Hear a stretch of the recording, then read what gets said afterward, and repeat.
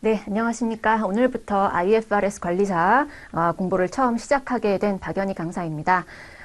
책은 다 가지고 계실 테고요. 그리고 시험에 대해서 어느 정도 언제 시험이 있는지, 그리고 어떤 식으로 출제가 되는지들은 다 개별적으로 다 알아보셨으리라 생각이 됩니다.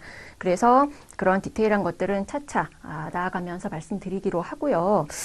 일단 수업을 시작하기 전에 제가 한 가지 미리 말씀을 드려야 될 것은 이 수업은 기본적으로 회계 원리 과정은 좀 지식을 알고 계신다는 전제 하에 진행이 됩니다. 가장 대표적으로 예를 들어서 뭐 분계 끊는 방법, 차변, 대변 이렇게 끊는 거 있죠. 그 정도는 우리가 알고 있다라는 전제 하에 시작을 하기 때문에 그 부분은 좀 유념하셔서 들어주셨으면 감사드리겠습니다. 대신에 우리가 교재를 시작할 때 교재 내용과 더불어서 전체적인 재무제표의 어떤 구성 있죠. 그리고 각각의 재무제표들이 전부 다 따로 떨어져 있는 게 아니라 굉장히 유기적으로 연결이 돼 있습니다. 그래서 전체적인 흐름, 어떤 방식으로 각각의 재무제표가 연결이 돼 있는지, 그리고 전체적인 구조는 어떻게 형성이 돼 있는지 정도는 짚어보고 시작을 할 테니까 그 큰 흐름 그리고 구조를 잡는데 유용한 시간이 되리라고 생각이 되네요. 그래서 저희 참고로 교재를 한번 일단 펼쳐보시죠. 교재 11페이지로 가보시면 목차가 있습니다. 1장부터 쭉 나와 있죠. 그런데 또 역시 좀 이따 말씀드리겠지만 저는 순서를 약간 바꿔서 진행을 하도록 하겠습니다. 이유는 역시 조금 재무상태표, 그 다음에 포괄손익계산서라고 부르는 BS와 IS의 흐름대로 순서를 따라가면서 하나씩 나가겠다. 그게 오히려 조금 더 이해하시기, 그리고 파악하시기가 더 쉬우실 거예요. 그래서 그런 부분은 조금 이해해 주시고요. 그래서 우리는 11페이지의 목차의 1장부터 나와 있지만 이 1장에 나와 있는 개념 체계는요, 상당히 거의 다 말문제 대비용입니다. 그러다 보니 내용이 뭔가 개념적이고 추상적이에요. 한마디로 안 와닿으신다는 거죠. 뭐 계산 문제도 없고요. 뭐 거의 말문제입니다. 그렇기 때문에 뭔가 기본적인 이론적인 내용이 뒷받침돼야 하고 그러다 보니 이거를 설명드리기 위해서 들어야 하는 예들이 이그젬플들이요. 뒤에서 배우시게 될 각각의 토픽별로 세부적인 주제별 세부 회계 처리 내용을 갖고 와서 예를 들어야 될 경우가 많습니다. 그렇기 때문에 그 개념책의 대부분의 이제 거의 모든 회계책에서는 앞에 1장부터 나오지만 실제적인 수업을 진행할 때는 거의 마지막 부분에 다시 돌아와서 보실 거다라는 말씀을 드리고, 이거 전혀 중요하지 않다는 뜻은 아닙니다. 그래서 우리는 2장인 재무제표 표시부터 진행을 하도록 하겠습니다. 그렇게 해서 쭉 목차는 나와 있고요. 그래서 우리는 실제적으로 2장으로 가보실게요. 57페이지죠. 57페이지 펴보시면 58페이지부터 내용이 적혀져 있죠. 2장 재무제표 표시라고 되어 있습니다. 중요한 부분 위주로 제가 같이 읽어보고 제가 읽는 부분을 여러분은 밑줄을 좀 쳐주시거나 표시를 해주셨다가 그 부분 위주로 복습을 해주시면 효율적인 공부가 될 것 같아요. 그러면 일단 중간에 적용 범위라고 되어 있죠. 첫 번째 줄 보시면 한국채택 국제회계기준이라는 말이 보이실 겁니다. 이건 우리가 앞으로 자주 쓰이게 될 용어인데요. 한국말로 하니까 길죠. 영문으로 이니셜로 한번 따볼게요. 얘는 KIFRS다. 이렇게 부르실 수가 있고, 요거 이제 우리가 보는 시험 이름이죠. 국제회계기준이란 뜻입니다. International Financial Reporting Standard라고 돼 있어서 국제회계기준인데, 당연히 국제회계기준이라는 것은 전 세계가 공통적으로 만들어진 그러한 원칙이겠죠. 금융거래가 발달이 되고 국제거래가 빈번해지니까 기존에 있었던 각 나라별로 별도로 적용되던 회계 원칙이 해외 법인을 만든다든지 이러한 경우에 있어서 글로벌 기업에 있어서 너무 번거롭다는 거예요. 각각의 나라의 기준에 맞춰서 재무제표를 다시 만들어야 된다는 건 상당히 번거롭죠. 그리고 해외 투자자들이 그 투자 대상 기업의 재무제표를 분석할 때 그 나라에 세워진 그 설립된 그 나라의 회계 원칙을 따르다 보니까 뭔가 이해에 한계가 있다는 거죠. 그래서 전 세계가 공통으로 따라야 될 기준의 필요성이 높아졌고, 따라서 그러한 기준은 결국은 영어로 작성이 되겠죠. 만국의 공통어니까요. 그래서 우리나라에서 회계 기준을 만드는 단체가 있습니다. 그 단체에서 그 영어로 작성된 그 공통된 국제 회계 원칙을 한국말로 번역한 거예요. 그래서 코리아 K를 붙여서 KR, 한국에서 채택한 국제회계 기준인데, 이건 글로벌 국제기준 회계과 전혀 동떨어진 게 아니라 단순히 번역한 거에 불과하다, 이렇게 보시면 되겠죠. 그래서 이제 우리가 앞으로 배우실 건 KIFRS를 배우실 거다. 그래서 이러한 기준에 따라서 작성되고 표시하는 일반 목적 재무제표에 적용한다. 일반 목적이라는 단어 보이시죠? 거기 동그라미. 재무제표인 건 알겠는데, 일반 목적, 별거 아닌 단어 같지만 여기에는 상당히 중요한 의미를 포함하고 있습니다. 그 재무제표를 필요로 하는 당사자는 누가 있을까요? 누가 과연 어떤 기업, 특정 기업의 재무제표를 보고 싶어하고 궁금해할까요? 상당히 많은 계층이 필요로 하겠죠. 예를 들어서 그 해당 기업의 임직원들도 궁금합니다. 왜? 올해 우리 회사의 만약에 목표 영업이익률이 5%가 넘어가면 그 초과분에 대해서 직원들에게 인센티브를 지급한다. 뭐 이런 게 있으면 임직원 입장에서 우리 회사가 초과 달성했는지 여부, 했다면 얼마나 있는지 궁금하지 않겠어요? 그래서 정보의 필요성이 있죠. 또 하나, 우리 개인이 1년 동안, 일해서 근로소득을 발생하고 또는 사업소득을 발생하고 어쨌든 소득이 있으면 세금을 냅니다. 소득세를 납부하죠. 법인이 내는 소득세는 법인세라고 부릅니다. 그럼 당연히 그 법인이 얼마 벌었는지를 알아야 세금을 뜯어가겠죠. 국세청, 과세당국 이런 데서. 그럼 그들도 우리 기업의 재무제표를 궁금해할 거예요. 그 이외에 여러 가지 각종 이익단체들 등등등. 그리고 우리가 보통 일반 개인 투자자들도 주식 투자 많이 하잖아요. 그럼 주식 투자할 때 그 어떤 기업의 주식을 살까 말까 고민할 때 그냥 묻지마 투자를 하는 사람도 있겠지만, 좀 합리적 투자 의사결정을 하는 사람들의 입장에서는 그 기업의 재무제표를 보고 성장성이나 잠재력 이런 것들을 보고 이제 투자를 결정한다는 거죠. 근데 그러한 판단의 잣대가 되는 게 바로 재무제표라는 겁니다. 그래서 투자자들, 이런 사람들이 많은 다양한 계층의 사람들이 기업의 외부 또는 내부에 걸쳐서 그 정보를 궁금해할 거예요. 그런 사람들을 정보 이용자라고 부릅니다. 그러한 내부 또는 외부 정보 이용자들이 다양하기 때문에 각각의 정보를 궁금해하긴 하지만 그들 각각이 궁금해하는 정보의 성격은 조금씩 다를 거예요. 예를 들어서요, 가장 극명하게 대비되는 것만 말씀드려보면, 채권자, 그 기업에 돈을 빌려준 채권자 입장에서는요, 뭐가 중요하겠어요? 그 기업이 정해진 기간에 이자 따박따박 지급하고 만기가 됐을 때 원금 상환을 떼먹지 않고 할 것인지, 그게 가장 중요하겠죠. 그럴 경우엔 그 기업에 대해서 뭐가 제일 궁금하겠어요? 그 기업의 현금 창출 능력, 유동성, 망하지 않을 건가, 이런 게 궁금하겠죠. 안정성 측면이 그 정보가 중요할 거예요. 반면에 주식 투자자 같은 경우에는 현금 유동성 이런 것도 중요하지만 앞으로 그 기업의 잠재력, 그 다음에 특허권, 그 다음에 독점적인 뭔가 기술 개발, 이런 것들이, 좀 더 중요하지 않겠어요? 그런 것들. 그러기 때문에, 여러 이용자에 따라서 서로 각각의 정보를 궁금해하는 특성이 좀씩 달라요. 그렇기 때문에 재무제표를 만드는 주체가 기업인데, 그 기업 입장에서는 그들 각각의 수많은 정보 이용자들의 구미에 다 맞춰가지고 정보를 따로 작성할 수는 없겠죠. 몸은 하나이기 때문에. 그래서 그 다양한 정보 이용자들의 입맛에 그냥 두루두루 어느 정도 공통적으로 맞춰주면 정보 이용자들의 요구에 부응한다 라고 보겠다라는 거예요. 그게 바로 일반 목적이라는 말이 의미하고 있는 바입니다. 그럼 일반 목적이 뭐냐? 수많은 정보 이용자 중에 가장 대부분, 과반수 이상, 과반수라는 그 요건은 없지만요, 대부분을 차지하는 게 채권자랑 주주라고 보는 거예요.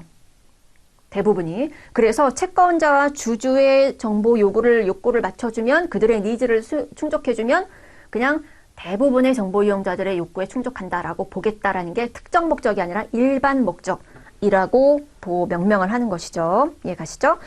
그 다음에 밑으로 내려가 보시면 박스가 있습니다. 재무제표의 목적. 이에요. 말 문제로 보기 중에도 많이 나오는 문구죠. 이러한 재무제표는 왜 작성을 한 거냐. 물론 작성 주체는 기업이라 말씀드렸어요. 그럼 기업이 왜 작성해야 되냐? 첫 번째가 광범위한 정보 이용자, 아까 말씀드렸죠. 그 다양한 정보 이용자들의 경제적 의사결정, 투자를 할지 말지, 돈을 꿔줄지 말지 등등등의 유용한이 또 키워드입니다. 그들의 의사결정에 유용한 기업의 각각의 정보에 관한 그 내용을 제공한다라는 거예요. 유용하라 해야 돼요. 즉, 그 기업에 관한 정보를 제공하긴 하는데 유용한 정보가 아니라 아무도 궁금해하지 않는 쓰레기 같은 정보를 제공한다. 그러면 재무제표의 목적이 아니라는 것이죠. 유용해야 된다. 이게 중요합니다. 그 다음 동그라미 2번 위탁받은 자원에 대한 경영진의 수탁 책임 결과를 보여줌이라고 되어 있습니다. 우리가 앞으로 그러니까 회사의 형태는 여러 가지가 있죠. 주식회사도 있지만 유한회사 등등등등 여러 가지가 있는데 우리가 앞으로 기본적으로 그 모델로 삼아서 그 짚어볼 회사의 형태는 주식회사입니다. 그럼 주식회사의 형태는 주주가 오너죠. 소유주는 오너 거예요. 주주 거예요. 주식회사는. 그러면 그 기업의 CEO, 대표이사 이런 사람들은 그 회사의 주인은 아닌 거죠. 물론 그 기업의 주주이면서 CEO를 겸직하는 경우도 있죠. 그런데 그런 경우도 있지만 일반적으로 역할만 따져봤을 때 주인은 주주가 따로 있고 그 주주들이 그 기업의 규모에 따라서 주주가 한 명일 수도 1인 주주일 수 있을 수 있지만 10만 명, 100만 명, 수많은 그 대기업 같은 경우에는 주주가 많잖아요. 그러한 주주들이 다 일일이 와서 그 기업을 경영할 수는 없겠죠. 감나라 배나라 따는 본업이 따로 있는데 그렇기 때문에 주인은 따로 있지만 그 기업을 대신 경영해줄 누군가에게 맡겨준다는 거죠. 그게 바로 위탁과 수탁의 개념인 것이죠. 그럼 CEO는 주주로부터 맡은 위임을 맡아서 그 경영을 잘 해나가는 수탁받은 수탁자의 입장이라는 거죠. 그러면 주주 입장에서는 CEO에게 맡겨놓고 그냥 나몰라라 할 수는 없죠. 내 투자한 돈이 휴지 조각이 되진 않는지 궁금해할 거 아니에요. 그래서 그 경영자가 맡은 바 임무를 잘 수행하고 있나 를 판단하는 또 잣대가 바로 재무지표 그 기준이 된다는 것이죠. 그럼 넘어갑니다. 이게 58페이지였고 59페이지 이렇게 나와 있는데 전체 재무제표라고 되어 있습니다. 재무제표는 Financial Statement라고 해서 앞으로 뭉뚱그려서 F/S라고 그냥 부를게요. 재무제표. 각종 재무에 관련된 각종 모든 표를 모아놓은 표의 집합체, 그게 재무제표인 것이죠. 그러다 보니 몇 개 문서의 패키지로 구성되어 있습니다. 재무제표는 크게 4가지로 구성이 되어 있는데요. 재무상태표. 예전에는 국제회계기준 도입되기 전에 우리나라에서만 통용되던 K갭, 갭이라는 용어도 이제 앞으로 많이 쓸 텐데요. 갭은 Generally Accepted Accounting Principle이란 뜻입니다. 일반적으로 인정된 회계원칙이란 뜻이에요. 쉽게 말하면 그냥 회계기준이란 뜻이죠. 과거에는 K갭이었어요. 코리안 갭. 한국에서만 적용되던 회계기준이었다는 것이죠. 그런데 지금 통용되는 갭은 KIFRS예요. 갭은 그 넓은 회계기준이라는 뜻의 광범위한 뜻이고 지금 통용되는 갭은 KIFRS가 일반적으로 인정되는 회계원칙이다 라고 보시면 된다는 것이죠. 갭이라는 단어도 제가 종종 쓸 말이 있을 거예요. 그럼 갭은 여기서 이제 지금의 갭은 KIFRS다 라고 보시면 되는 거죠. 과거의 K갭 시절에서는 대차대조표라는 아주 고리적 용어를 썼을 거예요. 근데 이 IFRS 도입되면서 용어가 바뀌었죠. 재무상태표로. 그러나 영어 이니셜은 그냥 과거에 쓰던 밸런스시트를 그대로 관례상 쓰고 있습니다. 그래서 B/S라고 쓰면 앞으로 재무상태표 BS 이렇게 부를 거고요. 그 다음에 포괄손익계산서. 예전에는 그냥 손익계산서 보통 이렇게 썼었죠. 앞에 포괄자가 붙었어요. 역시 이니셜은 옛날 거 그대로 써서 I/S, 인컴 스테이트먼트라는 영문 이니셜을 그대로 씁니다. 그 다음에 현금흐름표. 라는 게 세 번째 재무제표고요. 캐시플로우 스테이트먼트라고 해서 그냥 CF라고 쓸게요. 그 다음에 자본 변동표라는 재무제표가 마지막으로 구성되어 있죠. 여기다가 플러스 주석, 우리 책에도 각주 주석 이런 거 있죠. 이것도 재무제표의 한 부분입니다. 그러나 이제 얘는 시험에 별로 안 나오기 때문에 주요하게 이제 4개의 재무제표로 구성되어 있다라고 보시면 되겠고, 가장 핵심 주요 골자, 뼈대가 되는 게 바로 얘죠. BS와 IS. 그래서 이 두 개가 어떤 식으로 구성되어 있고 둘이 어떻게 연결되어 있는지 간단하게 흐름을 보실 거고, 그 다음에 이 재무상태표와 포괄손익계산서의 각각의 세부 개정 과목 하나하나 순서대로 이제 진도를 나갈 거다. 이렇게 보시면 되겠습니다. 그래서 59페이지에 박스가 있죠. BS, IS, 즉즉 1, 2, 3, 4 제가 다 말씀드린 가 있고 5번의 주석까지 말씀드렸죠. 박스 밑에 세 번째 줄 보시면요. 일단 밑줄만 쳐놓을게요. 설명은 뒤에서 좀 이따 드릴 거고요. 밑에서 박스 밑에 세 번째 줄 당기손익과 기타 포괄손익은 이라고 시작되는 부분 있죠. 거기서부터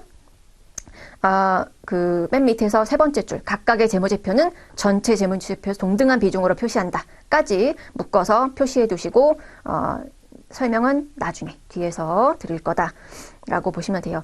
근데 이제 방금 마지막 문장만 한번 잠깐 보실까요? 각각의 재무제표는 전체 재무제표에서 동등한 비중으로 표시한다. 이것도 말문제 대비로 봐주시면 되는데 뭔 뜻이냐.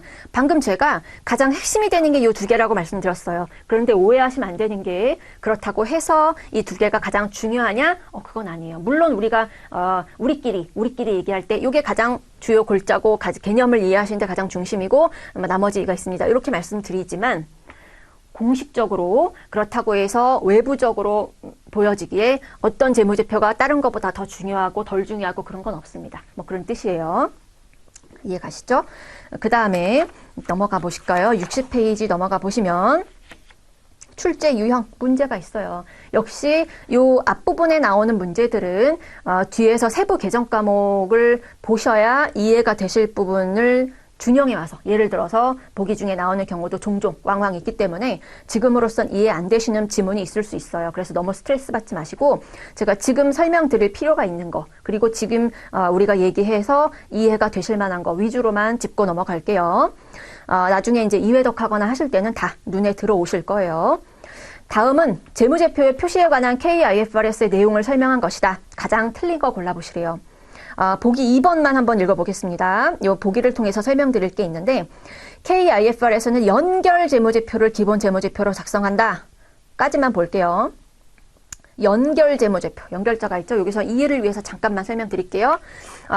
정확한 내용은 우리의 시험 범위는 아닙니다. 왜? 우리는 중급 회계만을 시험 범위로 하고 있고 지금 제가 자세히 말씀드릴 부분은 고급 회계 부분에 포함될 거라서 세부적인 내용은 우리가 크게 시험에 나오진 않지만 그래도 이러한 정도의 이론적인 내용은 우리 시험에 보기 중에 나옵니다. 그래서 그 정도로만 이해를 위해서만 말씀을 드리면 우리 개인이 다른 법인에 이제 주식 투자하는 경우 아까 말씀드렸잖아요. 개인 투자자. 하지만 회사도 자기 회사가 아닌 다른 회사에 주식 투자를 할 수 있어요. 회사가 자기 본인의 메인 업종 있죠. 내가 가구 만드는 회사라면 그 가구 만드는 활동만 주구장창하냐? 그럴 수도 있지만 그 외에 추가 활동을 할 수도 있습니다. 그 기업이 뭔가 본업인 활동을 하면서도 돈을 좀 여윳돈이 있어서 다른 기업이 발행한 주식이나 사채 이런 데가 투자 활동을 할 수 있어요. 법인주주 있을 수 있잖아요. 그래서 우리 기업이 다른 법인이 발행한 주식 투자한 게 있다. 그러면 내가 주주가 된다는 거죠. 우리 법인이 회사가. 그러면 주주가 된다는 건 지분율을 가지고 있다는 뜻이겠죠. 지분율은 당연히 아시겠지만 0%에서 100% 사이겠죠. 마이너스가 될 수는 없으니까 또 100%가 넘어갈 수는 없는 거죠. 그런데 내가 타 회사에 대해서 가지고 있는 지분율의 수준에 따라서 뭔가 처리가 달라진다. 좀 구간을 나눠볼게요. 20%와 50%가 좀 중요한 의미를 가지고 있는 분기점이에요. 0%에서 20% 사이의 지분율을 내가 그 회사에 대해 갖고 있다라고 한다면 우리 회사가 그 회사 주식을 산 거잖아요. 돈 주고. 그러면 그 돈 주고 산 목적에 따라서 뭔가 몇 가지 이 세 가지 기본적인 종류로 나뉘어요. 그 종류에 대해서는 뒤에 별도 그 챕터가 있습니다. 거기서 주구장창 자세히 배우실 거니까 예를 들어서 이제 이름만 살짝 볼게요. 그 삼각후원가 금융자산 영문으로 쓸 건데 여기서는 전혀 신경 안 쓰셔도 돼요. 그냥 저런 게 있구나 나중에 배우겠구나 라는 정도만 가볍게 넘기시면 됩니다. 삼각후원가 금융자산이라는 게 있고 근데 삼각후원가는 사채에 해당되는 거기 때문에 여긴 지분율이니까 주식 얘기하는 거죠. 그러니까 이건 없습니다. 그러면 나머지 두 개만 있을 텐데 FVPL이라는 게 있고 FVOCI라는 게 있어요. 공정가치평가 금융자산 이라는 건데 그 공정가치 평가를 당기손익으로 하냐 기타 포괄손익으로 하냐 이 차이입니다. 뭔지 모르셔도 돼요. 어쨌든 뭔가 두 가지 종류가 있구나. 20%까지는. 그런데 20%가 넘어가면서 지분율이 50% 미만이 되는 이 구간으로 지분율이 오게 되면 이 구간보다는 내 입김이 상당히 커진 거죠. 지분율이 커진다는 건 주주총회에 참석해서 내 목소리를 낼 파워가 많아진다는 얘기잖아요. 하지만 과반은 아직 안 넘는 정도. 이 정도에는 우리가 지분법이라는 걸 씁니다. 지분법 뭐냐면 이게 이제 우리 시험 대상은 아니라는 뜻이에요. 여기까지는 시험 대상이 됩니다. 자세히. 하지만 요 구간 이하로 넘어가는 건 이상으로 넘어가는 건 고급 회계 부분이라 우리 시험 범위는 크게 상관이 없어요. 하지만 연결 재무제표라는 걸 설명드리기 위해서 지분법은 내가 주식 투자한 그 회사 있죠? 피투자 법인. 그 법인이 그 사람도 그쪽도 회사니까 매년 뭐 영업을 할 거 아니에요. 장사를 하고 돈을 벌 거 아니에요. 그러면 단기 손익이 생길 거예요. 단기 수익이. 그러면 단기 손익이 그 법인이 번 거에 내 지분율 곱한 것만큼 나의 수익으로 가져오는 거예요. 내가 한 거 아니지만. 쉽게 말하면 그 법인의 등에 빨대를 꽂아가지고 저쪽에 벌어들인 거에 내 지분율, 내 몫만큼 쪽쪽 빨아서 내 수익으로 보고하는 거예요. 그게 지분법이에요. 좀 이상하지만 그런 게 있다. 그 다음에 심지어 지분율이 50%를 넘어가기 시작했어요. 그러면 이미 과반이 넘어갔죠. 그러면 내가 주총에 참여해서 이미 과반을 넘어가기 때문에 내가 원하는 바로 회사를 좌지우지할 수 있어요. 그러면 회계에서는 이거 네 지분율이 예를 들어 70%라고 해볼게요. 100%는 아니지만 70%란 얘기는 네가 이미 네 의중대로 다 의사결정하고 할 수 있지 않느냐. 결국은 너랑 쟤랑 한 몸이다. 라고 보겠다는 거예요. 그래서 별도의 별개의 법적 지위를 가진 법인이지만 그 두 개의 별도 법인을 하나의 회사로 합쳐가지고 우리 회사랑 저쪽 회사랑 재무제표를 합쳐서 하나로 보고한다는 얘기예요. 그게 연결 재무제표입니다. 그래서 그 동그라미 2번 지문 다시 보세요. KIFRS에서는 기본적인 컨셉이 연결 재무제표가 기본 원칙이에요. 네가 타 회사 지분율 50% 초과해서 보유하고 있니? 그러면 너랑 쟤랑 한 회사로 보고해서 하나의 재무제표로 보고해. 라는 게 원칙이라는 얘기예요.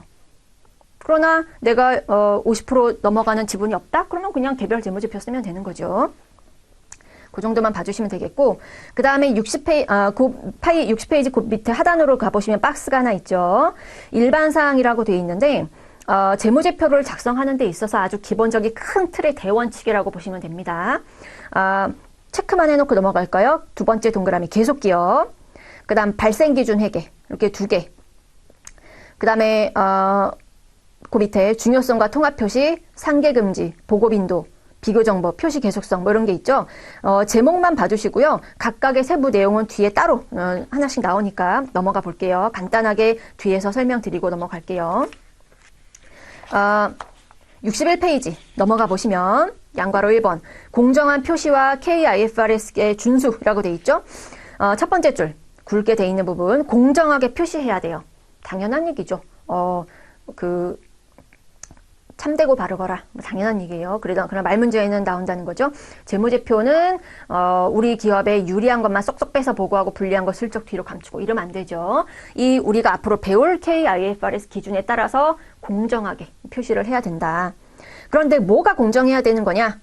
좀 뜬구름 잡죠? 다다음 줄에 보시면 KIFRS 기준에 따라서 그거에 준수해서 작성된 재무제표는 공정하게 표시된 걸로 보겠다라는 거예요. 그러니까 IFRS 기준 따라라 이 얘기를 하고 있는 거죠. 그 다음 방가로 3번으로 내려가 보시면 두 번째 줄 부적절한 회계 정책은 이에 대해서 공시나 주석 또는 보충 자료를 통해 설명하더라도 정당화될 수 없다. 이것도 당연한 얘기인데 말문제로 나온다는 거죠. 즉 부적절하다는 얘기는요. IFRS 기준을 따르지 않았다는 얘기예요. 예를 들어서 우리 회사가 종사하고 있는 업종의 어떤 유리한 법안을 만들기 위해서 뭐 국회의원 입법기관에 로비를 했어요. 그래서 약간 뇌물을 줬다는 거죠. 그런데 뇌물 얼마 이렇게 국회의원 누구누구에게 줬다 이렇게 재무제표에 표시할 수는 없잖아요. 그러면 검찰 조사받겠죠. 그렇기 때문에 회계장부에 뭐라고 썼냐. 그 금액만큼 현금이 나갔을 거 아니에요. 그 금액만큼 컨설팅 비용 줬다. 이런 식으로 가짜 회계장부를 꾸민 거예요. 이건 부적절한 거죠. 그럼 부적절한 회계 정책은 이에 대해서 공시나 주석, 즉 뒤에 재무제표 본문은요 나중에 보시겠지만 계정 과목과 숫자 딱 그 이상도 이하도 아닙니다. 간단해요. 뭐 현금 얼마, 건물 얼마 이런 식의 정보밖에 없어요. 건물이 이 회사가 100억 이렇게 써 있다면 그 건물이 하나가 100억짜리인 건지 두 개, 세 개가 모여서 100억인지 알 수가 없어요. 그거에 대한 디테일한 정보는 그 건물 계정 과목 위에 각주 3 이렇게 3을 보시오. 주석에 3을 보시오. 이렇게 달려 있을 거예요. 코멘트가. 그럼 뒤에 주석으로 넘겨보시면 주석은 뭔가 말로 풀어쓰는 정보라는 거죠. 뒤에 구구절절 건물의 종류가 얼마 그래서 합계 100억 이렇게 나온다는 거죠.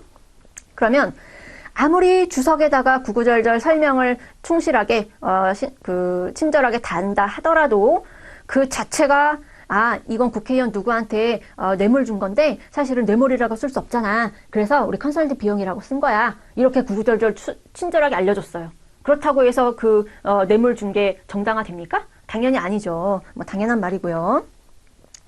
그 다음에 넘어가셔서 62페이지로 갑니다. 양괄호 2번 계속기업의 가정. 즉 여러분 회사가 보통 설립이 되면요. 창립하고 나면 얼마나 지속이 될까요? 물론 뭐 회사마다 다르겠죠. 그러나 10년 이내에 문 닫는 회사들이 부지기수일 겁니다. 반면에 뭐 코카콜라 뭐 이런 전통적인 기업처럼 뭐 100년 이상 이렇게 유지되고 있는 회사도 많겠죠. 그런데 모든 회사들이 1년을 기준으로 보통 재무제표를 작성하는데 그 재무제표는요, 보통 12월 말 법인이 일반적으로 대부분을 차지하고 있습니다. 그 말은 1년을 캘린더 이어로 1월 1일부터 12월 말까지를 한 1년이라고 보겠다는 거죠. 이제 우리는 앞으로 회계 용어로 좀 바꿉니다. 1년이라고 이제 보통 안 하고, 회계 기간이라는 용어를 바꿔 쓸게요. 그러면 1월 1일부터 매년 12월 31일까지를 한 회계 기간으로 보겠다는 거죠. 그래서 예를 들어서 X1년도 재무제표다라고 한다면 이때부터 이때까지 1년이고 그 재무제표를 언제 만들어요? 당연히 X2년 초에 만들죠. 내년 초에 만듭니다. 그리고 1년이 다 지나야 그거에 따른 마감을 하고 정산을 할 거 아니에요? 그러면 X2년 초에 막 무지 바쁘겠죠. 그럼 그런 회사들을 12월 말 법인이라고 합니다. 12월 31일로 끝나는 회계연도를 가진 회사. 줄여서 12월 말 법인 이렇게 부릅니다.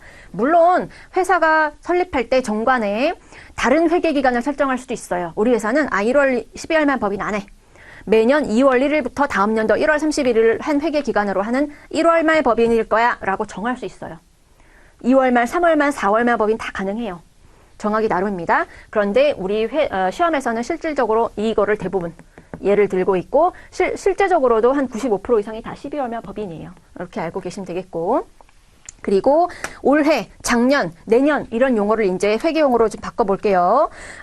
올해를 단기라고 부릅니다. 한 기, 회계 기간, 기인 거죠. 올해를 단기. 그 다음에 작년이 있겠죠. 이걸 전기라고 부를 거고 내년을 이제 차기 이렇게 용어를 부르도록 하겠습니다. 그러면 X1년도 재무제표를 만들 때요. 즉 실질적으로 만드는 건 X2년 초에 만든다고 했었죠. 그때 이미 지난 전기 이 단기 기간에선 이때가 전기가 될 테니까 X1년도 재무제표를 만드는데 그 만들 때는요. 어떤 가정을 깔고 만드냐면 이 현재 시점 X1년 만들려고 하는 재무제표가 끝나는 요 시점 X1년 말 현재 기준으로 봤을 때 향후 최소한 1년 동안은 그 회사가 문 닫지 않을 거라는 가정이 있어야 우리가 앞으로 배울 회계 원칙에 의거해서 재무제표 작성이 가능해요. 가장 대표적으로 예를 들어서 뭐 나중에 또 배우실 테지만 유형자산의 감가상각이라는 게 있습니다. 감가상각은 건물을 우리 회사가 뭐 100억 주고 샀는데 4억을 샀는데요. 그 건물 100억 현금 딱 일시적으로 나간 거를 뭐 돈 나갔으니까 비용 처리할 거냐? 그건 아니고 건물이 사용되는 기간에 걸쳐 가지고 비용을 조금씩 나눠서 인식하자. 이게 바로 수익비용 대응의 원칙인데 역시 좀 이따 다시 설명드릴 거예요. 그러면 수익이 기록되는 기간에 맞춰서 관련되는 비용도 매칭해서 같이 인식해 나가자라는 개념인 것이죠. 그런데 그 건물에 사용할 걸로 예상되는 기간이 예를 들어서 한 50년이라고 가정해 볼게요. 그러면 100억을 50년이니까 1년에 2억씩 비용 처리하겠다는 얘기잖아요. 그런데 그 전제가 그 회사가 50년 동안 망하지 않아야 50년 동안 비용을 떨 거 아니에요. 그죠? 뭐 설립하자마자 망할 것 같으면 50분의 1씩 비용 처리하고 나발이고 필요 없겠죠. 그래서 최소한 이제 50년은 가야 될 텐데 그 50년까지 무조건 안 망할 거야 라고 하기엔 좀 너무 현실적인 그게 있으니까 최소한 적어도 이 시점 기준으로 향후 1년 동안은 문 닫지 않아야 될 전제를 좀 깔자. 그래야 좀 뭔가 계속적인 영업을 가정하고 IFRS 준수가 가능하다라는 얘기입니다. 그런데 첫 번째 줄 보시면 끝에 경영진이 기업을 청산하거나 경영활동을 중단할 의도를 가지고 있지 않거나 청산 또는 경영활동 중단 외에 다른 현실적 대안이 없는 경우가 아니면 계속 기업을 전제로 재무제표를 작성한다. 그러니까 문 닫는 것밖에 방법이 없어. 회사가 너무 어려워서 뭐 개인 파산하듯이 회사가 뭐 그 파산 신청하고 문 닫고 하는 거 외엔 방법이 없어. 곧 문 닫을 것 같다는 거죠. 그런 경우가 아니라면 일반적으로는 적어도 1년 동안은 문 닫지 않을 거다라는 계속기업의 가정이 적용된다라는 얘기입니다. 그 다음 그 밑에 굵은 글씨 보시면요. 재무제표가 계속기업의 기준 하에 작성되지 않는 경우에는 그 사실과 함께 재무제표가 작성된 기준 및 그 기업을 계속기업으로 보지 않는 이유를 공시해야 한다. 이 말도 말문제로 보기에 많이 나와요. 뜻은 어떤 기업의 재무제표가 포함된 감사보고서를 우리는 누구나 다 볼 수 있어요. 어디 가서 볼 수 있냐? 금감원 사이트에 들어가면 네이버에 다트라는 걸 쳐보면 금융정보 공시 시스템입니다. 금감원에서 하는 다트에 들어가 보면 기업 이름, 기업명 이런 거 검색해서 누구나 그 기업의 감사보고서를 다운받아 볼 수 있어요. PDF 뭐 이런 걸로. 그런데 그 기업의 감사보고서를 보게 되면요. 그 기업의 재무제표를 감사한 회계법인, 회계사가 첫 커버에 이런 문구를 씁니다. 물론 재무제표의 작성 주체는 기업입니다. 그러나 그 기업이 재무제표를 IFRS 기준에 잘 맞춰서 오류가 없이 잘 작성됐는지를 제3자가 검증을 하겠죠. 그게 바로 회계사가 하는 일입니다. 외부 회계법인이죠. 그 외부 회계법원이 감사 결과를 요약해서 커버 그 다음 장에 써요. 이 기업은 KIFRS 기준에 맞춰서 잘 작성되었습니다. 라고 하면서 여기서 전제를 깔고 있는 계속기업의 전제 하에 이제 작성이 됐고 블라블라블라 이렇게 쓴다는 거죠. 그런데 그렇게 계속기업이 적용되지 않는 특수한 경우 이 기업이 곧 문 닫을 것 같은 휘청휘청하는 회사라면 그 말을 쓰면 안 되겠죠. 왜? 그걸 써버리면 그걸 보는 어떤 정보 이용자, 그 기업의 주식을 투자할지 말지를 고려하는 정보 이용자, 투자자 입장에서는 오해한다는 얘기예요. 이 기업이 계속 이러한 그 존속 가능성이 있구나. 이게 믿고 투자해야지. 이렇게 오해할 수 있다는 얘기예요. 그래서 그런 계속기업의 가정이 깔리지 않는 경우에는 계속기업의 전제가 되지 않았다는 걸 명시적으로 밝혀야 돼요. 그리고 그 이유가 뭔지도 적어놔라라는 얘기죠. 왜? 이 재무제표의 근본적인 목적이 뭐였어요? 아까 정보 이용자의 유용한 의사결정에 경제적 의사결정에 유용한 정보를 제공하는 걸 목적으로 하고 있으니까. 그래서 그걸 알려줘야 유용한 정보를 할 수 있겠죠. 그 다음에 방가로 2번 그러한 계속기업의 가정이 적절한지 여부를 평가할 때 기간은 뭐라고 말씀드렸습니까? 적어도 보고기간 말부터 향후 최소한 1년 이내에는 망하지 않을 거다 라는 전제가 있어야 된다. 그 향후 12개월 동안 이용 가능한 모든 정보를 고려해서 최소한 그때까지는 안 망할 거야 라고 전제를 깐다. 그 다음 방가로 3번 역시 말문제 대비인데요. 기업이 상당 기간 계속의 동그라미 계속사업 이익을 보고하였고 보고기간 말 현재 경영에 필요한 재무자원을 확보하고 있는 경우에는 자세한 분석이 없더라도 계속기업을 전제로 한 회계 처리가 적절하다는 결론을 내릴 수 있다. 이 말은 무슨 뜻이냐면요. 계속사업이라는 게 있고 중단영업손익이라는 게 있습니다. 즉 우리 회사가 사업부문이 여러 개 있을 수 있잖아요. A, B, C 사업부문이 예를 들어 있다. 우리 회사가.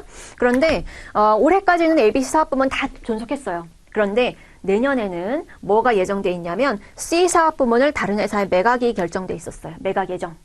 그러면 올해는 ABC에 대해서 각각의 다 수익이 발생해서 올해 손익이 이 세 개로부터 다 도출이 됐지만 이 C 사업 부문에서 발생할 수익은 내년도에는 없어질 거잖아요. 그렇기 때문에 외부의 정보 이용자들한테는 알려줘야 돼요. 무엇을? 주주, 예를 들어 주주라고 해볼게요. 주주님, 올해는 영업손익이 예를 들어 뭐 150, 30 해가지고 전체 당기순이익이 180억만큼 발생을 했습니다. 그럼 이걸 보고서는 정보 이용자들은 뭐라고 판단할 수 있어요? 큰 변화가 없는 이상 내년도에도 뭐 이거랑 얼추 비슷하게 손익이 나겠거니 라고 오해할 수 있다는 얘기죠. 그런데 올해는 이렇게 됐지만 이건 내년에 팔 거기 때문에 요 30억에 대한 부분은 내년도에는 없을 겁니다 라고 알려줘야 내년에 그거에 따른 그들의 투자 의사 결정에 유용한 또 정보가 된다는 것이죠. 그런데 그게 이제 계속사업 손익과 중단 영업 손익 이게 의미입니다. 그런데 보기 3번으로 방가로 3번 다시 가보시면 계속 사업 이익을 보고했어요. 그리고 재무자원도 다 확보돼 있다라고 한다면 그냥 암묵적으로 계속 1년 동안 망하지 않겠구나라고 그냥 전제를 깔겠다. 그렇게 보겠다라는 내용인 것이죠. 뭔가 별도의 중단 영업손익이 있거나 뭐 그런 것들이 없고 뭐 문 닫을 거라는 그런 명시적인 그게 없다면 그냥 계속 하는 걸로 보자라는 뜻입니다. 그 다음 양괄호에서 한번 발생기준 회계가 또 회계 전반을 관통하는 큰 대원칙입니다. 발생기준의 반대가 바로 첫 번째 줄에 있는 현금 흐름 정보를 제외하고는 어쩌고저쩌고 현금주의예요. 그래서 발생주의와 현금주의의 개념, 회계 원리를 들으신 분은 아마 들으신 분 계실 텐데 발생기준과 현금기준, 현금주의 또는 발생주의, 현금주의 이렇게 부르기도 하고요. 가장 단편적으로 우리 회사가 뭐 물건을 가전제품을 파는 회사다라고 한다면요. 가전제품을 고객한테 팔고 돈을 바로 현금으로 받는 경우도 있지만 뭔가 외상으로 하는 경우도 있겠죠. 그런데 우리가 물건을 팔아서 고객에게 물건을 인도해 줬어요. 딜리버리를 해줬어요. 근데 물건값은 예를 들어 3개월 후에 받기로 했다. 그럼 외상 거래를 한 거죠. 외상 매출. 그런 경우에 우리는 지금 물건을 인도해 줬을 때 발생 기준을 하면 매출 100만 원을 잡겠다. 이게 발생주의예요. 돈은 못 받았지만 내가 그 수익을, 매출을 인식할 수 있는 모든 요건을 다 인도해 준 거죠. 그러니까 뭐 다 갖춘 거죠. 이행한 거죠. 뭐 했어요? 나는 물건을 인도해 줬어요. 그리고 고객도 물건 지불 의사를 밝혔고 3개월 후에 지불하기로 나 약속을 했다. 그렇다면 지금 돈 받은 게 없어도 당장 수익이라는 매출을 잡겠다라는 것입니다. 현금주의는 말 그대로 내 손에 현금이 들어와야 수익을 잡겠다는 거죠. 비용도 마찬가지예요. 돈은 내가 나갔고 누군가한테 외부 업체한테 지불을 했지만 3개월 후에 주기로 했지만 내가 그거에 상당하는 뭐 서비스를 받았거나 뭔가 물건을 받았다면 지금 비용을 잡겠다는 것이고, 현금주의는 돈 내 손에서 나갈 때 그때 비용 잡겠다 이건 거죠. 그런데 결론은 모든 재무제표는 기본적으로 다 발생주의를 따르고요. 유독 아까 현금흐름표, 세 번째 적어드렸던 현금흐름표만 현금주의를 따른다 라고 보시면 되겠습니다. 이게 기본이고 현금흐름표만 얘를 따른다. 왜? 얘도 나름 의미가 있어요. 왜냐하면 앞으로 좀 이따 보실 손익계산서에서 당기순이익이 예를 들어서 100억이라고 가정해 볼게요. 올해. 그렇다고 해서 이 말이 우리 회사가 올해 100억만큼 현금이 들어와서 현금 유동성 엄청 빠방하네, 이런 뜻입니까? 아니죠. 발생주의에 따라서 작성된 포괄손익계산서이기 때문에 100억 당기순이익이라고 해서 현금이 100억 들어온 게 아닐 수 있다는 얘기예요. 그렇기 때문에 이 회사의 정보를 궁금해하는 어느 정보 이용자 입장에서는 그러면 나는 사채권자인데 이 회사 나한테 원금 제대로 갚을까? 이자 제대로 떼먹지 않고 줄까? 이게 궁금할 거잖아요. 현금이 얼마 있는지가 궁금한 거예요. 그랬을 때 그들의 정보 욕구를 충족시키기 위한 게 바로 현금흐름표, 현금주의다 라는 얘기고요. 그 다음에 양괄호 4번 중요성과 통합표시. 이거 회계에서는요 기본적으로 통합이라는 건 합쳐서 보고한다는 얘기잖아요. 첫 번째 줄 보시면 유사한 항목은 중요성 분류에 따라 구분하여 표시합니다. 상이한 성격이나 기능을 가진 항목은 구분하여 표시한다. 즉 당연한 얘기인데요. 중요한 거라면 그것만 따로 보고하고, 그 다음에 서로 다른 성격이라면 합쳐서 보고하지 말고 이건 이거대로 저건 저거대로 따로 보고하라 이 얘기예요. 그래야 회계의 근본 목적이 뭐라고요? 정보 이용자의 의사결정에 유용한 정보를 제공한다는 거죠. 그래야 정보를 제대로 알고 그거에 맞춰서 투자 의사결정을 할 수 있으니까요. 그 다음 줄 보시면 재무제표에는 중요하지 않아서 구분해서 표시하지 않은 항목이라도 주석에서는 구분 표시해야 할 만큼 충분히 중요할 수 있다. 즉 재무제표 본문은 제가 아까 뭐라고 말씀드렸어요? 회계 개정 과목과 금액 딱 요렇게만 구성되어 있다고 말씀드렸죠. 그럼 거기서는 뭔가 정보가 상당히 부족하잖아요. 디테일한 정보가. 그래서 재무제표 본문에는 그냥 개정 과목과 숫자 이렇게만 썼었어요. 근데 뒤에 주석에서는 그거를 세부적으로 쪼개가지고 이거 구성 항목은 사실 이렇게 10개로 구성돼서 그걸 합계친 거야. 뭐 이런 식으로 쪼개서 보고할 수 있다라는 것이죠. 주석에서는 제한이 없습니다. 뭐 어떤 이론적으로 말로 축 썰로 풀어서 설명할 수도 있고, 뭐 표를 삽입할 수도 있고, 뭐 다 그런 정보가 제공되니까요. 그 다음에 양괄호 5번. 상계라는 건 퉁친다는 거죠. 속된 말로. IFRS에서 요구하거나 허용하지 않는 한 자산과 부채 그리고 수익과 비용은 상계하지 아니한다. 즉 회계에서는요 퉁치는 거 싫어해요. 기본적으로 퉁치지 마라. 이게 기본 원칙입니다. 예를 들어서 우리 회사가 법인인데 법인 명의의 통장이 어느 하나의 은행에만 개설되어 있는 게 있을 수도 있지만 여러 개의 은행의 법인 명의 통장을 가지고 있는 경우도 있을 수 있잖아요. 그래서 A은행, A뱅크, 그 다음에 B뱅크 이렇게 두 가지 은행에 우리 법인 명의 개설을 해놓고 있었어요. 계좌를. 근데 A은행에 있는 우리 법인 통장에서는 현금 예금이 10억 있었어요. 플러스 10억 잔액이. 그런데 B은행에서는 대출을 받아가지고요. 마이너스 통장, 뭐 개인식으로 말하면 이런 게 있어가지고 마이너스 3억 이렇게 있는 거예요. 빚만 3억이 있어요. 그러면 얘도 내 거, 얘도 내 거니까 결국 우리 회사 전체의 재무제표를 꾸밀 때는 현금 및 현금성 자산 금액을 꾸밀 때는 예금 10억에 빚 3억 있으니까 퉁치면 현금 7억 있는 거랑 마찬가지잖아요. 그래서 현금 및 현금성 자산 7억 이렇게 퉁치지 말라는 겁니다. 그래서 뭐로 보고하냐? 각각. 얘는 예금 잔액이니까 자산, 얘는 대출이니까 부채. 그래서 자산 10억, 부채 3억 이렇게 각각 보고하라는 얘기예요. 그래야 역시 또 정보 이용자의 의사결정에 유용한 정보를 제공한다. 이 회사 빚도 하나도 없네. 아주 건전하구나. 이렇게 오해할 수 있는 여지를 줄여주겠다라는 것이죠. 그리고 수익과 비용도 맘대로 퉁치지 말라. 이겁니다. 그런데 퉁칠 수 있는 예외가 있죠. 첫 번째 줄. IFRS에서 퉁치라고 하는 경우에는 그게 기준을 따르는 거니까 그땐 퉁쳐도 되지만 그러지 않는 경우에는 기본적으로 상계 금지입니다. 이렇게 보시면 되겠고, 그 다음에 넘어가셔서 63페이지 양괄호 6번 보고 빈도 얼마나 자주 보고하냐. 1년마다 한 번씩 적어도 보고한다 이렇게 말씀드렸죠. 그 다음에 박스 밑에 보시면 일반적으로 재무제표는 일관성있게 1년 단위로 작성한다 또 나오고요. 그 다음에 양괄호 7번 비교정보, 즉 얘는 뭐냐면요. 아까 이제 감사보고서 누구나 볼 수 있다라고 말씀드렸죠. 그런데 감사보고서를 펴봐서 이제 재무제표를 보시게 되면 항상 BS든 IS든 예를 들어서 뭐 손익계산서 한번 예를 들어 볼까요? 올해 당기 예를 들어 X2년도 1월 1일부터 12월 31일까지 회계연도라고 해볼게요. 그러면 뭐 매출부터 해가지고 쭉 나온다는 거죠. 근데 매출이 막 500억 있었어요. 그러면 올해 당기 것만 보고하는 게 아니라 바로 옆에 보시면 그 전기 X1년도의 매출도 같이 보고돼 있어요. 예를 들어 전년도에 400억이었다. 그러면 이걸 당기 거를 보고할 때 전기 것도 같이 비교 정보 공시한다. 이렇게 표시를 하는 거죠. 왜? 이유는 항상 회계의 근본 목적이 뭔지를 생각해 보시면 이해가 되실 거예요. 정보 이용자들의 투자 의사 결정에 유용한 정보를 제공하기 위한 것이죠. 그럼 한눈에 비교가 되잖아요. 전기에는 400억이었는데 올해 얼마 늘었네? 줄었네? 바로 보고가 되잖아요. 비교가. 뭐 이런 의미입니다. 근데 심지어 이런 재무제표 본문의 정보를 비교 공시하는 것뿐만이 아니라 뒤에 주구절절 썰로 푸는 주석 있죠. 그 주석에서도 그 서술형 정보, 그게 주석이죠. 그런 경우에도 비교 정보를 포함한다. 거기서도 필요하다면 비교 정보를 공시한다라는 얘기입니다.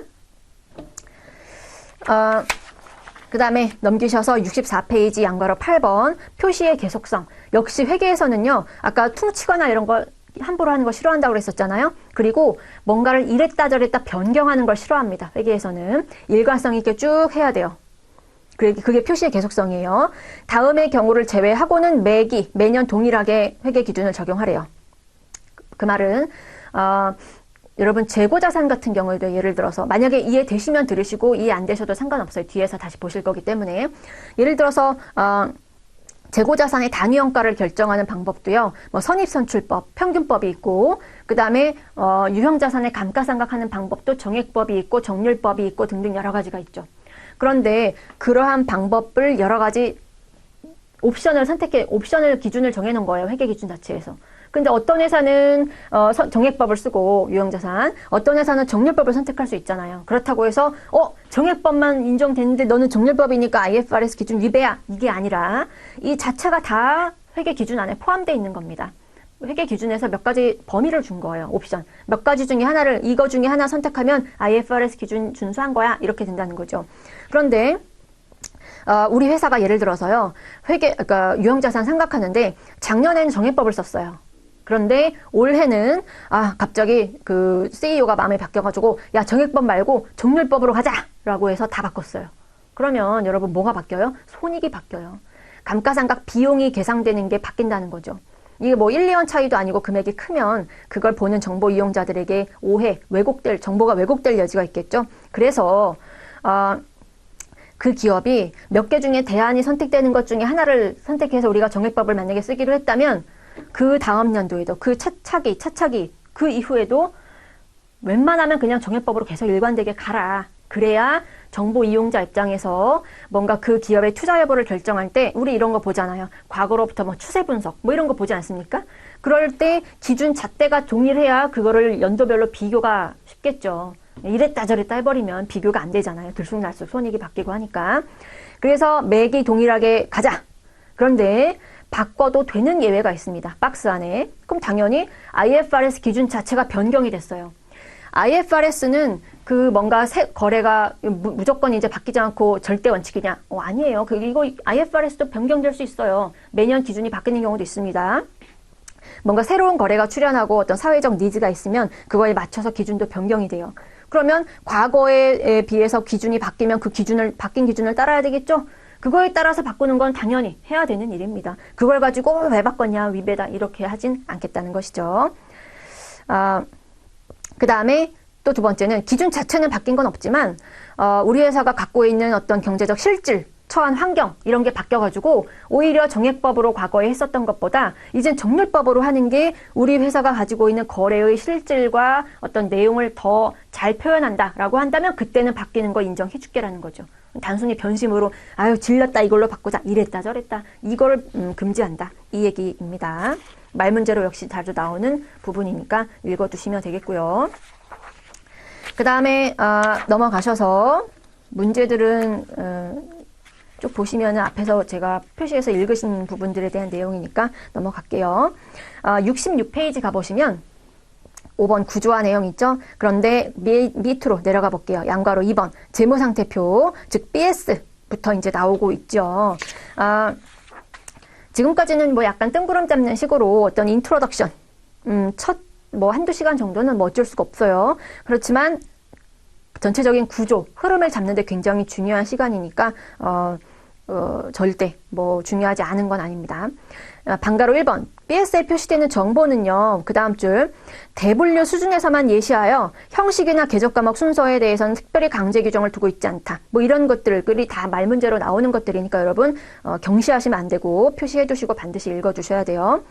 즉 IFRS가 도입이 되면서요. 과거의 K갭, 우리나라에서만 통용되는 그 시절에서는 대학교 때 뭐 경영학과나 회계학과 뭐 이런 데 신입생 입학하면요. 첫 시간에 교수님이 그랬어요. 옛날 기준으로 하면 대차대조표랑 손익계산서 주면서 순서대로 외우라고 그랬어요. 계정 과목 순서대로. 그런데 IFRS 도입되면서요. 가장 큰 분위기 변화가 뭐냐면 상당한 자율성이 증대가 됐어요. 그래서 기업들이 그 재무제표 이런 것들을 작성할 때 계정 과목이나 그 다음에 그것들이 열거되는 순서나 이런 것들이 상당한 그 기업의 자율성을 제시해 줬다는 거죠. 엄격하게 예전처럼 순서대로 유동성이 큰 것부터 막 나열해야 되고 이런 그런 획일적인 기준은 없어졌어요. 그래서 자율적이기 때문에 뭔가 그래서 그렇다고 해서 뭐 네가 알아서 해 이건 아닌 거죠. 어떤 큰 틀에서의 어떤 기준 바운더리는 주지만 그 안에서의 자율성이 증대됐다. 그래서 대분류, 큰 분류 수준에서만 이런 것들은 좀 적어야 되지 않겠니? 적어도 그 외에 필요한 게 있다면 니네가 합리적인 수준에서 해. 뭐 이런 느낌으로 봐주시면 될 거예요. 형식이나 순서 이런 건 강제 규정이 없다. 이렇게. 그래서 넘어가 보시면 67페이지에 최소한의 내용 이런 것들은 최소한 두어라.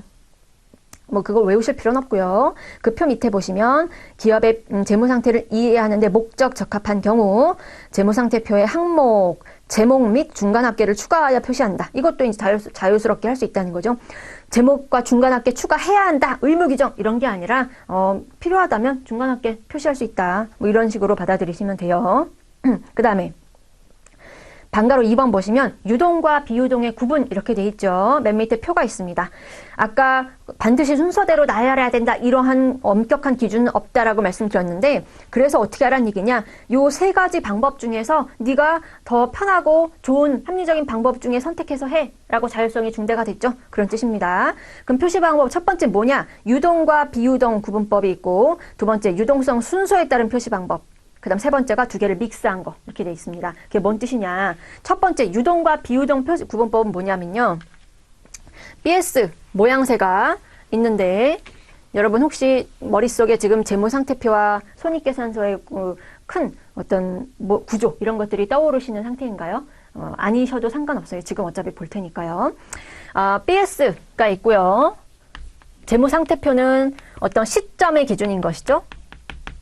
스크린샷 찍듯이 어떤 시점 기준의 재무제표입니다. 예를 들어서 X1년 12월 말 현재 지금 시점 지금 이 순간 이거죠. X1년 말. 그 다음에 X1년 말이라는 것은 결국 다음 연도의 1월 1일로 넘어가 자정 땡 치고 나면 바로 연결해서 넘어가는 거죠. 그래서 저는 X1년 1월 1일부터 X2년 말까지를 한번 볼게요.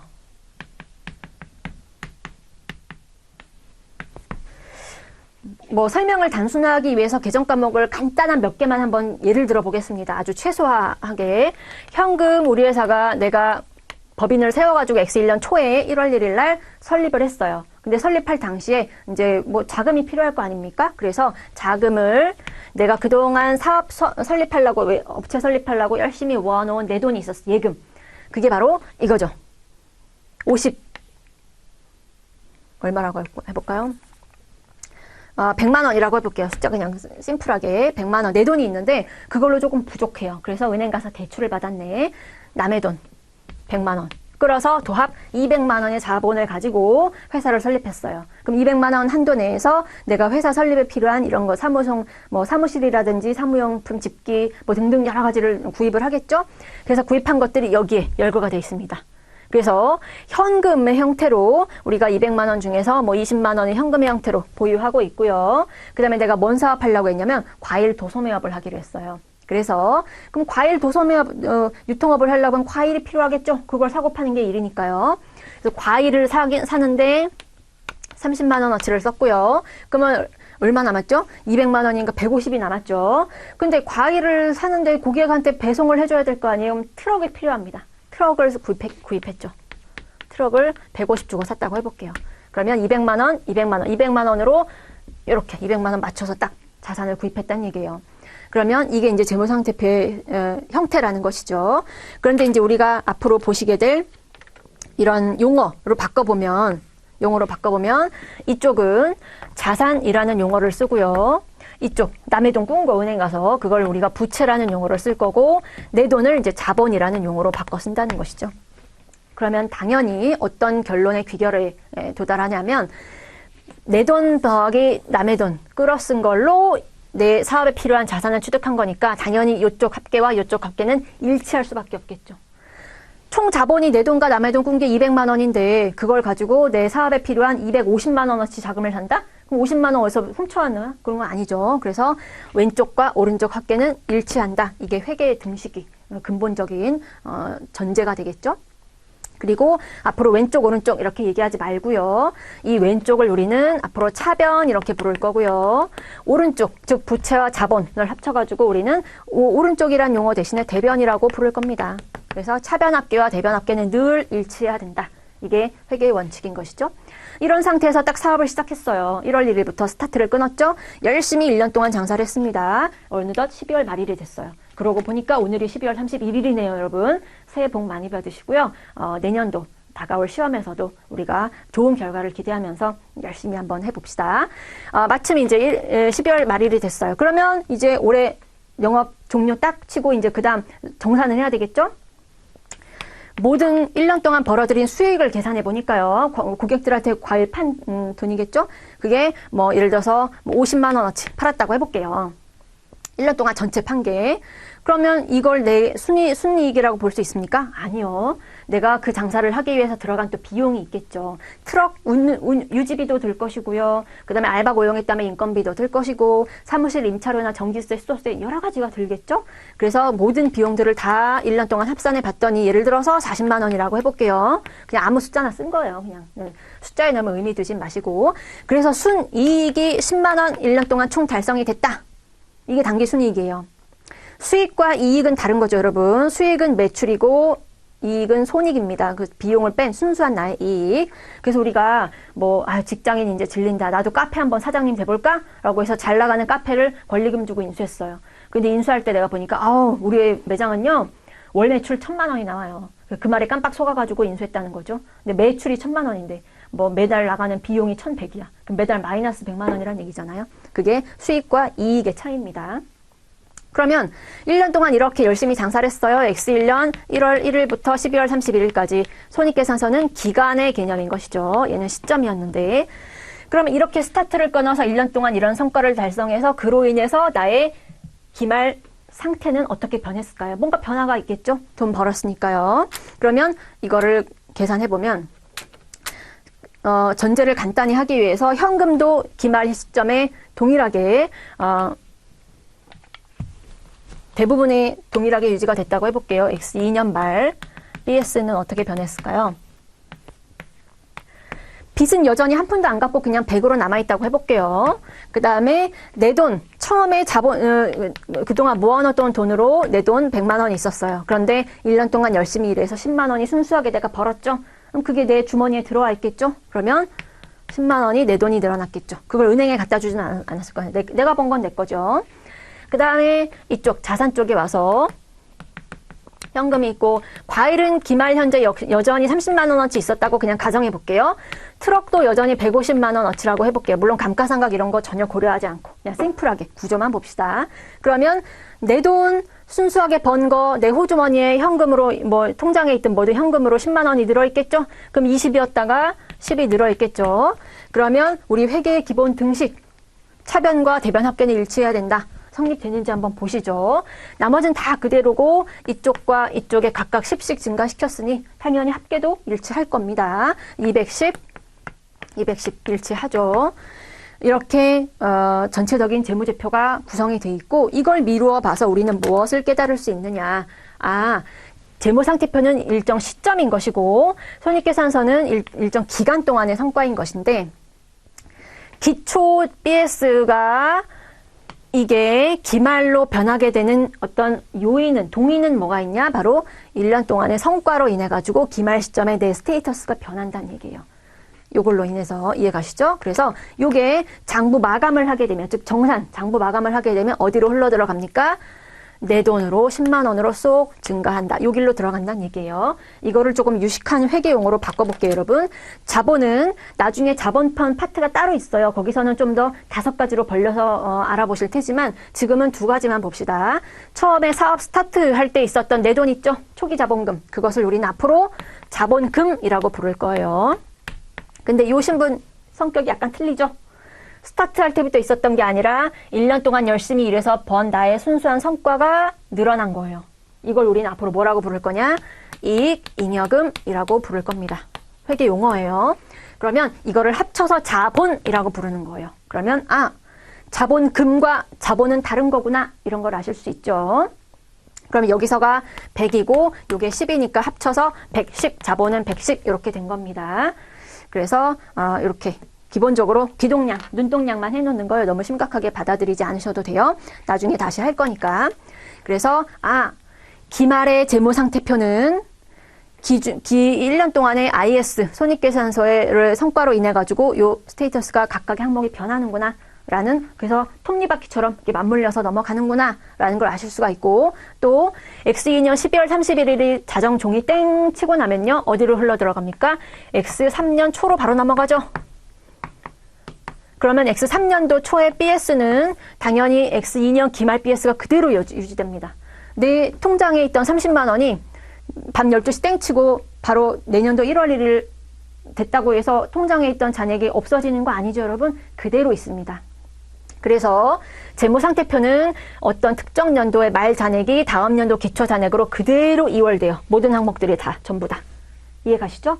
반면에 손익계산서는 달라요. 1년 동안 내가 50에 40 비용 들어서 총 10만 원의 순이익을 냈어요. 이건 X1년 동안의 손익인 것이고요. 1년이 지나고 나면, 그 해가 지나고 나면 다시 제로에서 시작을 하는 거죠. 즉, X1년 동안 수익 50만 원 벌었고요. X2년도에 내가 예를 들어서 1년 동안 30만 원 벌었다고 해볼게요. 그럼 X2년도 얼마 번 거예요? 80만 원 번 거예요? 누적치가 아닌 거죠.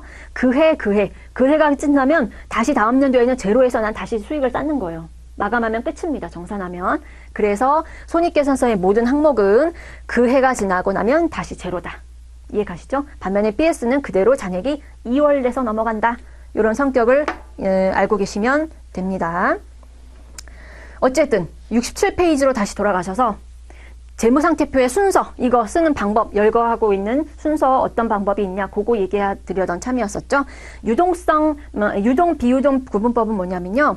이 자산을 구성하고 있는 이 세 개만 우리가 예를 들어서 드렸었는데, 이 모든 그 실제 항목은 더 많겠죠. 그 많은 항목들을요. 유동과 비유동으로 두 개만 그룹핑을 하는 거예요.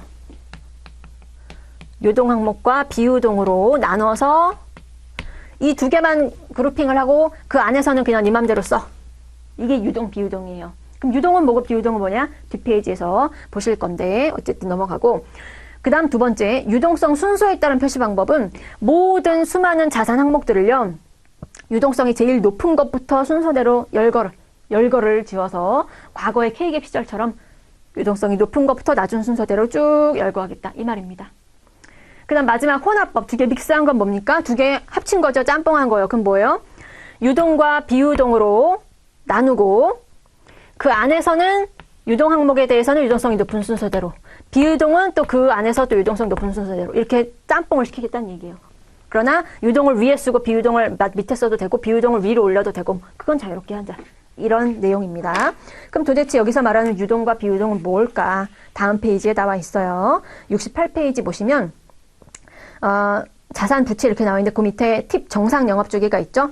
그 부분부터는 잠깐 끊었다가 여러분 다음 시간에 이어서 보시도록 할게요. 첫 시간 그리고 그 다음 시간 정도까지는 전체적인 흐름이니까요. 좀 너무 심각하게 말고 가볍게 미리 한번 들어준다 라는 식으로 마음 편하게 들어주시면 되겠습니다. 네, 다음 시간에 뵙겠습니다.